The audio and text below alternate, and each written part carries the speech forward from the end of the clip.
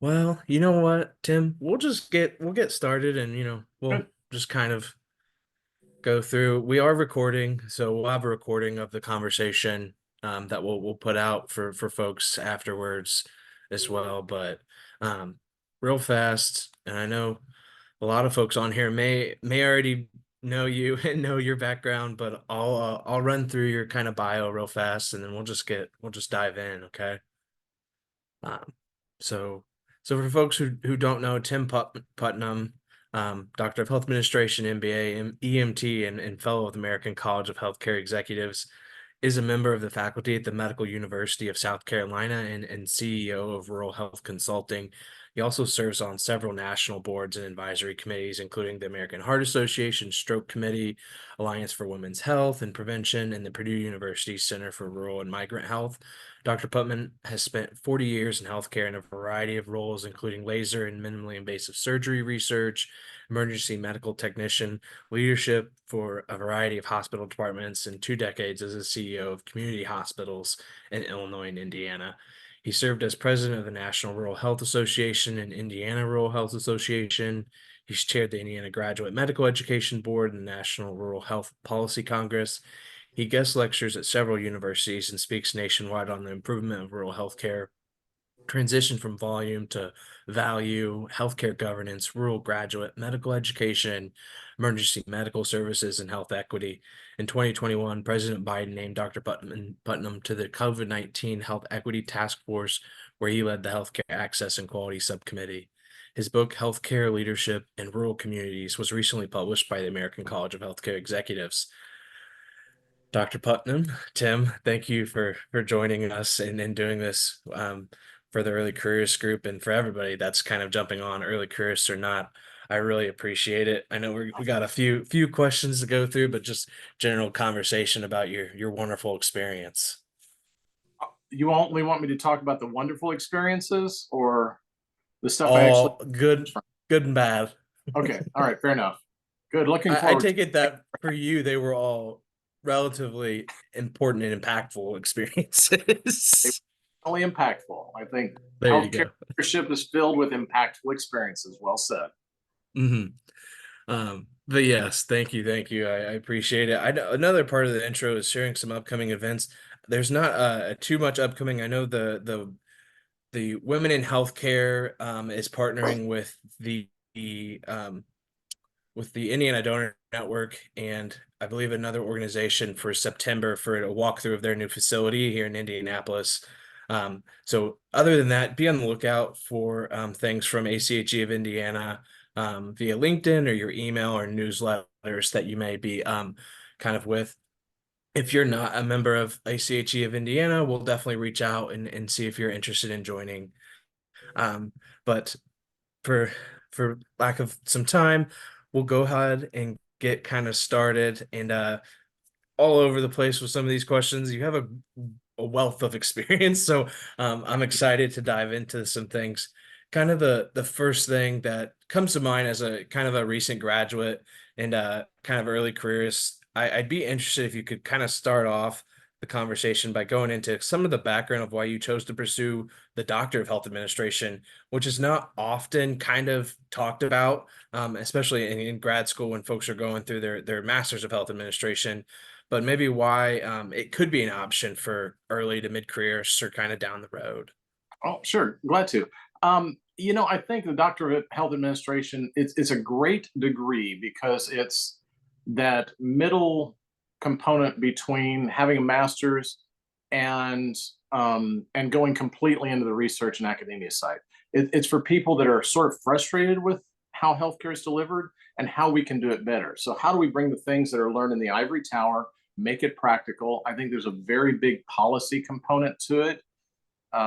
It really is one of those things that is pretty impactful and teaches you to think different ways and find out what research is out there and what we've learned, and how to really improve what we do on a regular basis. The way the Medical University of South Carolina sets it up is that it's for people in a leadership role. I mean, you've got to have a master's degree and 5 years of leadership experience just to get into the program and take them up a notch and put them in a position where they can have an impact on how we deliver healthcare and how it can be done better.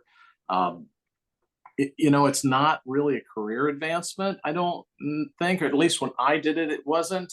Now it's becoming a little bit more sought after. But, when I think about it, to your dissertation, you have to defend, you have to know more than anyone else in the world on a certain subject. And what I learned in mine in delivery of rural stroke care was that it wasn't about how good neurologists were, how they were advancing the field. It's the weakness of leadership, because it was a multitude of different things coming together that weren't happening. EMS working with acute care hospitals on an acute stroke patient, telestroke not being implemented, radiology not working with the ER to prioritize CTs to identify a hemorrhagic versus an ischemic stroke, tertiary and rural hospitals working together. This wasn't something that rural hospitals could do on their own, so there had to be a partnership. And no matter how good the ER physicians were in the rural area or how much they wanted it, they couldn't make that connection happen. That was really dependent on leadership. So I had to really know the research, be able to sit in the room toe to toe with a stroke neurologist, toe to toe with the ER docs, and say, here's what we need. This is how we do it. This is how we make it happen. But creating that pathway wasn't about better medicine. We had really good capabilities nationally, but it wasn't happening. And people in rural areas were dying too frequently and not getting treated the best of their ability for stroke care. And I saw that in the data. And I'm like, how can we improve this? So that's where my research led. And that led me to work with the American Heart Association, which really took stroke up and how do we make this a priority and how do we do better? And that led to policy work and how do we implement policies, because initially the thought was just bypass the rural hospitals. Well, any of you that know anything about stroke is that time is brain. And if we were bypassing the rural hospitals, people were losing brain and not being able to get the care they needed. So it was about the rural hospitals raising their game. And over the years, I've seen that happen. I've seen the data. We're still not where we could be. We still not where we need to be, but a lot of people are making a lot of efforts going forward. So it was really worthwhile for me, probably not the greatest from a career standpoint, but fulfilling seeing people in my community getting state-of-the-art stroke care and walking the streets 2 or 3 days later. Just was phenomenal and just really worthwhile from a leader standpoint. No, I was going to kind of play in that, and I was curious, was that like a passion before you went to pursue this Doctor of Health Administration, was the stroke care in rural communities? So it's like you were like you already Yep. had this idea, you wanted to improve it, or was it something that Nope. you kind of looked at after you were already? Yeah. Like most rural hospital leaders, I had no clue. I thought we were doing Okay. great. Okay. But Yeah. as you pour through all the research and look at what's happening, and one question leads to another, you end up with these truths about healthcare delivery Mhm. and how we're not perfect and how we are really failing in certain areas and can be a lot better. And then you get pretty motivated. So what's stopping us from being better? And then how do you do, and then once you know that, and once you're, right now, you're sort of administrator talking to clinicians and physicians, and they'll poo-poo you and push this aside. When you know the data and you know the research better than they do, and you start pushing those questions of how we do it better, and then you realize you're the one standing in the way because they don't have the tools to do their job, all of a sudden that becomes a passion. And that's happened with any number of different issues. Stroke was just the first one with me. Yeah. And No, no, no. still, I mean, your still ever perspective passionate. was kind of Cardiac opened. care is another one. Yeah. Cancer care, addictions. I can go on and on On about and the on with importance of the, how we can do better. But yeah. really, many times the failings are the fact that leaders are not doing their job, getting the clinicians the tools they need to do theirs. And a lot of that Yeah. is coordination. It's coordination with, I mean, a multitude of organizations, whether it is the tertiary hospitals, whether it is the local EMS groups, and that Well, and that that's that one of hits the home. young leaders, because you're really trained to make your department better, make it more efficient, Yeah. make it more effective, hit your budget. But as you start gaining roles and leadership throughout, multiple departments and getting them to work together, and working with the community, it's really important not to just focus on efficiency of your department. It needs to be there, Yeah. but you need to start thinking about what's the outcome for the patient. And your department's not the only one that affects that patient. So you've Yeah, got to tunnel pay vision that. is a tunnel vision with a lot of early careers, and myself even I've recognized it is something that is epidemic almost with everybody. So I love that. I really do love that point that we need to really be intentional about opening our perspectives to the bigger picture of things. Yeah, that I mean, is that's one of that. the things. I Yeah. know I'm jumping into the list of questions that you sent me. No, it But kind yeah, of I was getting ready to push to the next one because I think it works really well with what we were talking go right about. ahead. So kind of, and if folks don't know, Tim's kind of everything in healthcare leadership and being a CEO, but he's also an EMT. And the pursuit of that EMT was really interesting because he pursued it while he was CEO of that same health system. So can you, for everybody, and then we can go into even more of the EMS and rural health, but can you kind of go into detail about why you chose to pursue that and kind of the importance of it for you? Well, I had a background in laser and minimally invasive surgery, so I worked in surgery for years, but Yeah. not a clinician per se. I was on the technical end of it. And I've always wanted to be able to empathize with my clinicians of what their life was like. And people encouraged me. They said, become an EMT, take the class, do that. But the real reason is I have a daughter that was in high school that wanted to get in healthcare. And I said, hey, take the EMT class. They offer it to high school students. You get certified as soon as you graduate high school and pass the test. And she did that. And then she signed up for it. And then I showed up the first day of class having signed up for it, which I will tell you, if you take nothing at all from this little coffee session that we've got, make a plan to learn stuff with your kids. Going through that with a teenage daughter, going through the EMT training where we're learning all this crazy trauma stuff and healthcare things and stuff like that was an invaluable experience. Would never trade it. It was just phenomenal. Learning things with her alongside her was fantastic. But it also is a class. EMT is a class. The entire healthcare system, chronic disease, trauma, the whole thing in a microcosm. So you touch all of it.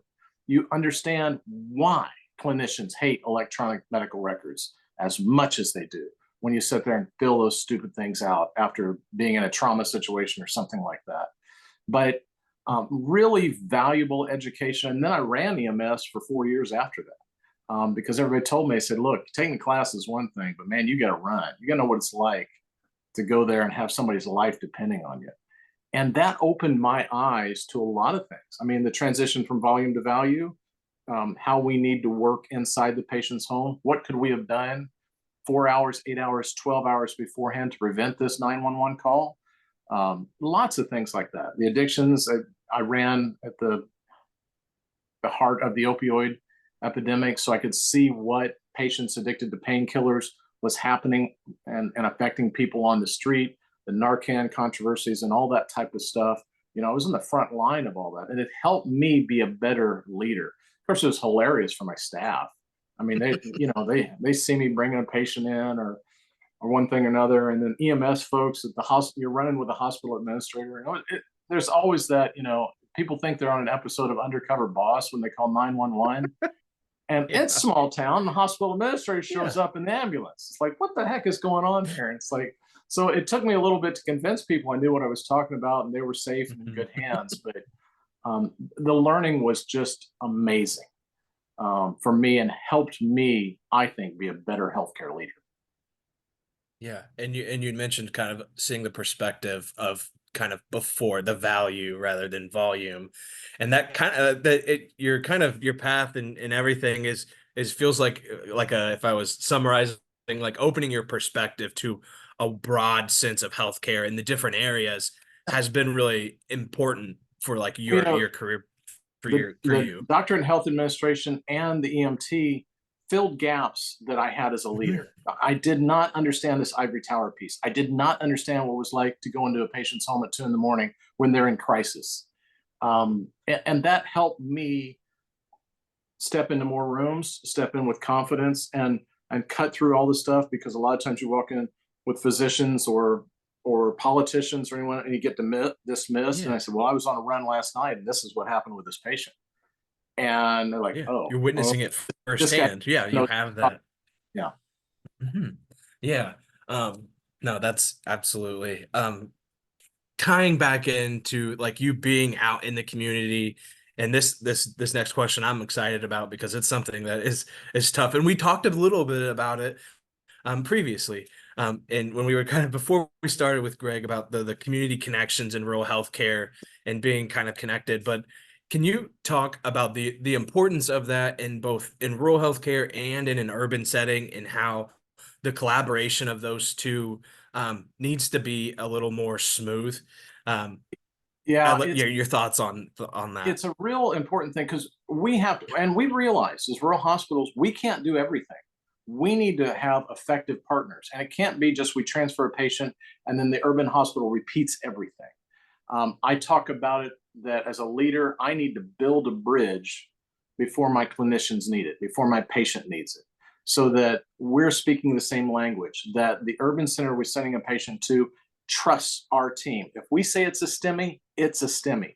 Call the team, get the cath lab ready because this patient's coming and this is what it is. And then when we make a mistake or we don't do it the right way or something has changed, we're on a level of trust that we can build that up. But that's that big network. That's that building trust within the healthcare system and building trust within the community. I mean, there's a real threat with rural hospitals. We're always told we're band-aid stations and things of that nature. It's about building trust with the tertiary facilities, but also with your community. And when does a hospital die? Well, when it has poor financials, and we lose a rural hospital once every 3 weeks in this country. The when does a rural hospital close? And the answer many times when the CEO can't look the local banker in the eye.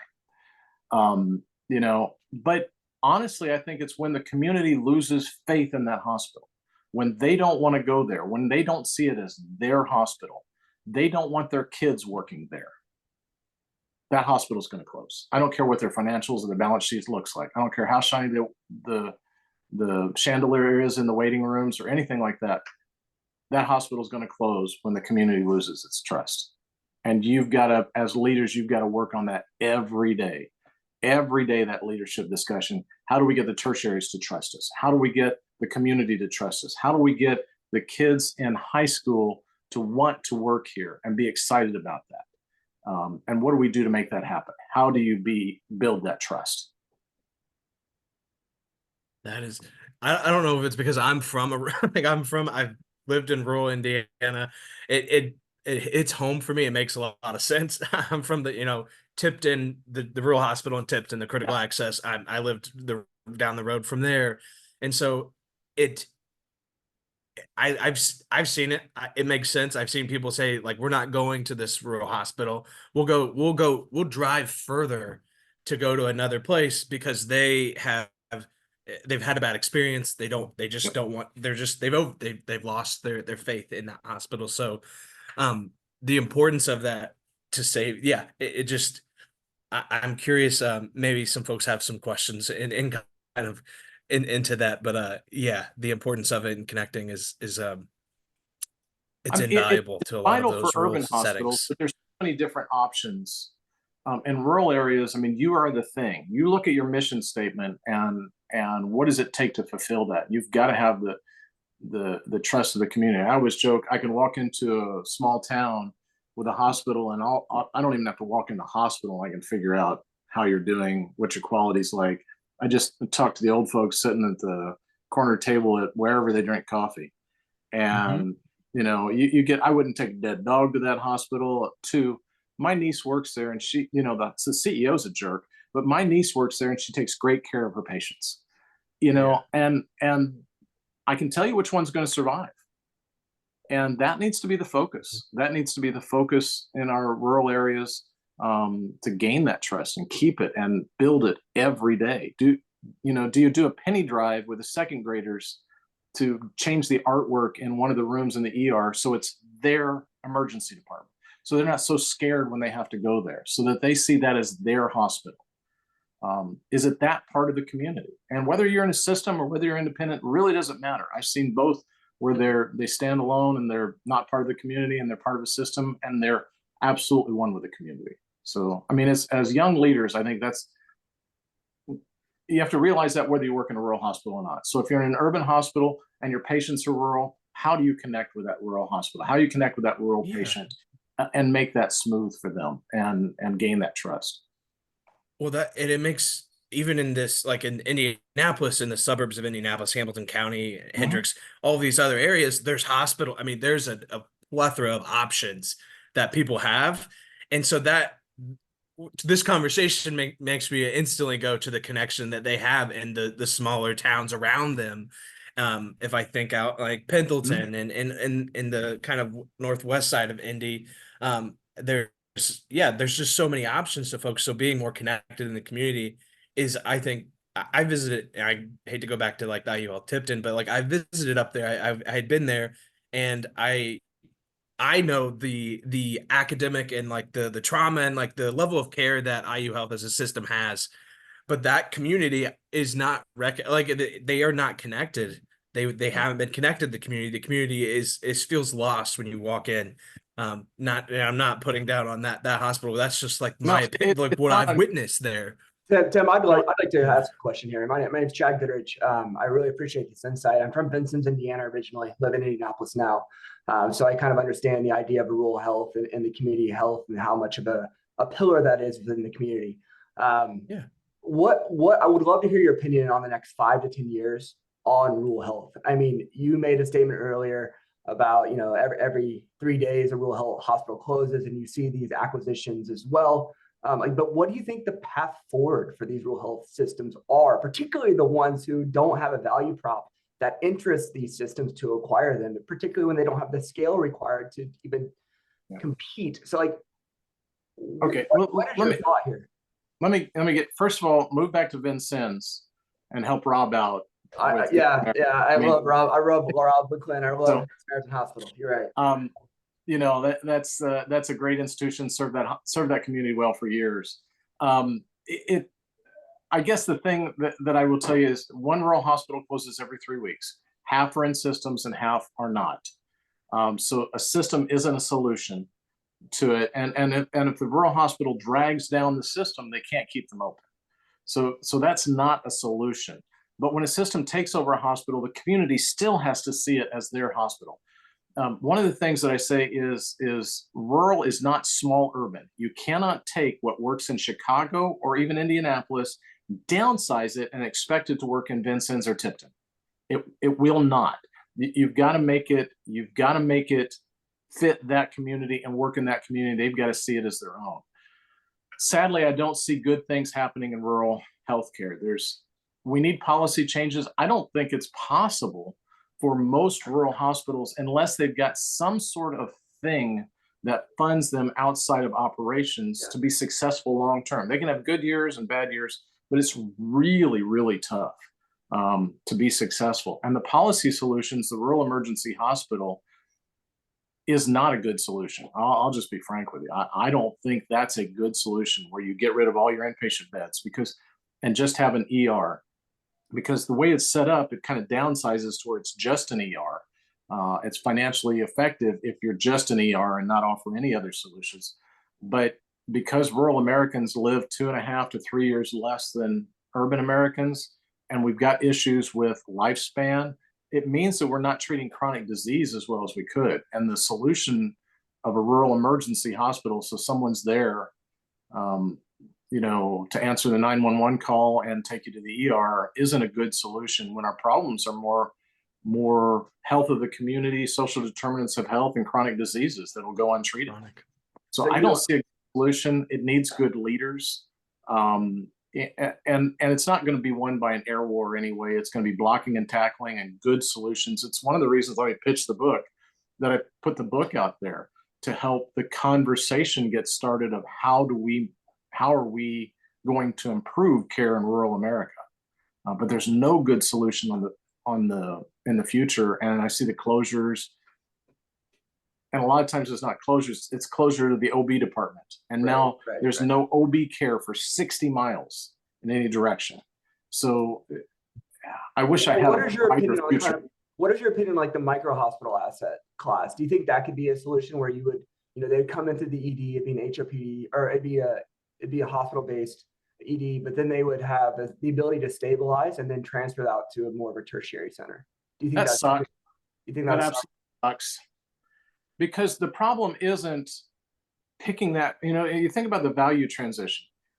The idea is to prevent the disease from occurring, not having a great emergency pulling patients back from the brink system. You make enough 911 calls and you know that the issue isn't just pulling this patient back from the brink every time they reach it.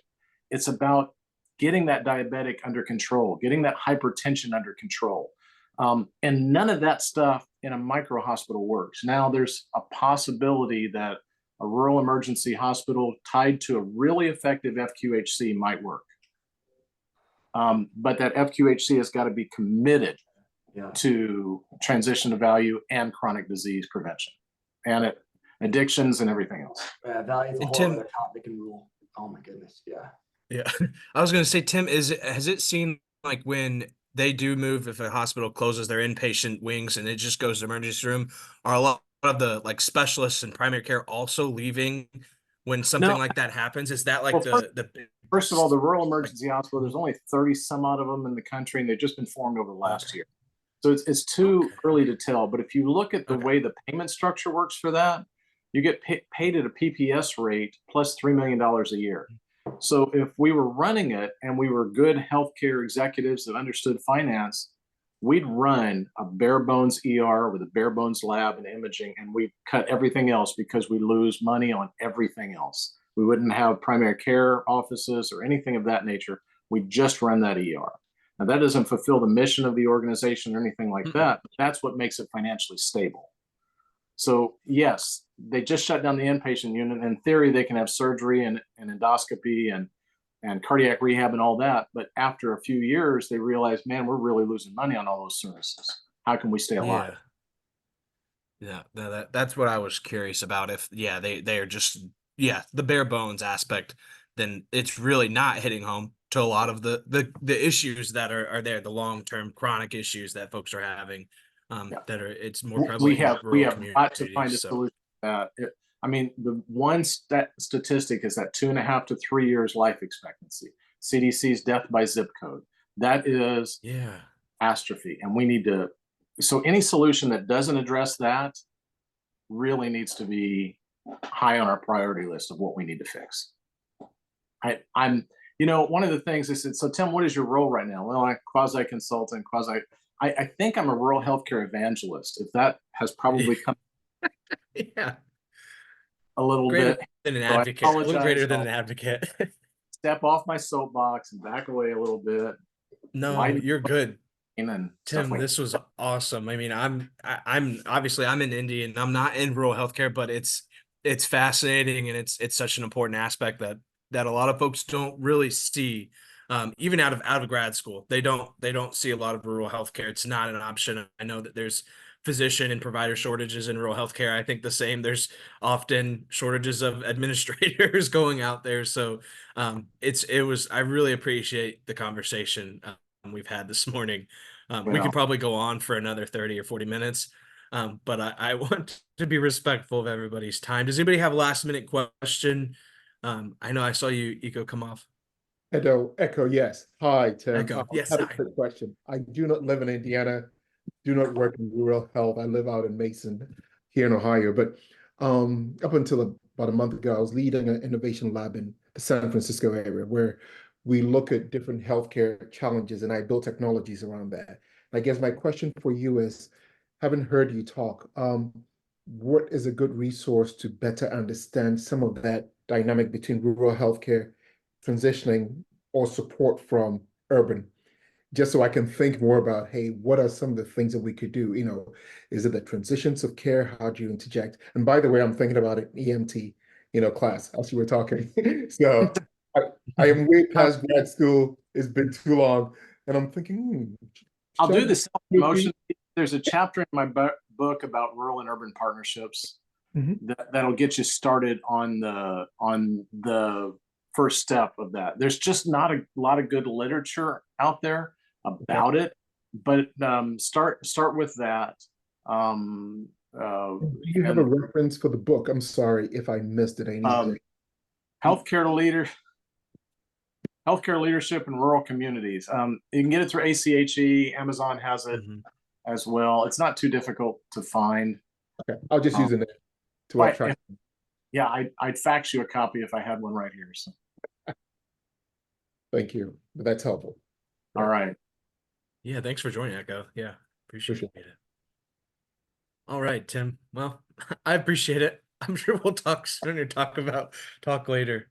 Look forward. Thanks for joining, everybody. Guys, have a great day. Thanks. Tim, Tyler, thank you. Have a great day. Yes, thank you. Bye.